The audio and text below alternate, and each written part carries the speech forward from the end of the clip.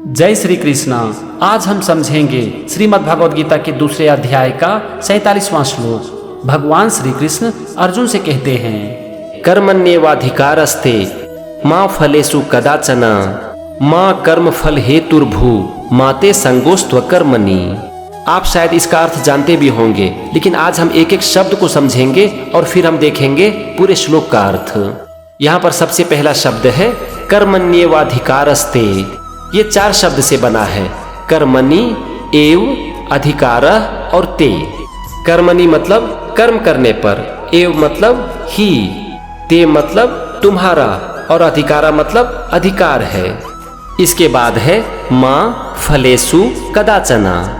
मां मतलब नहीं, फलेषु मतलब फलों में और कदाचिन मतलब कभी।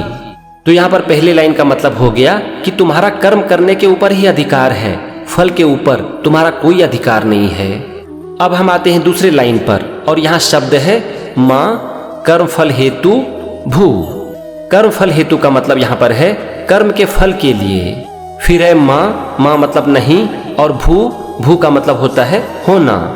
इसके बाद फिर से है मां ते। मां मतलब नहीं और ते मतलब तुम्हारी। और अंतिम शब्द है संगोस्त्व कर्मणि। इसमें है 3 शब्द, संग, अस्तु और अकर्मणि। संग मतलब आसक्ति, अटैचमेंट, लगाव, और अकर्मणि मतलब कर्म ना करने में। तो यहाँ पर दूसरी लाइन का मतलब हो गया तुम कर्म फल के लिए काम मत करो और कर्म ना करने में तुम्हारी आसक्ति ना हो। इसका सिंपल सा मतलब है कि तुम अपने कर्म को करो और कर्म फल की इच्छा ना रखो। हमने एक एक शब्द को समझ लिया, चलो अब हम समझते हैं पूरे श्लोक का मतलब।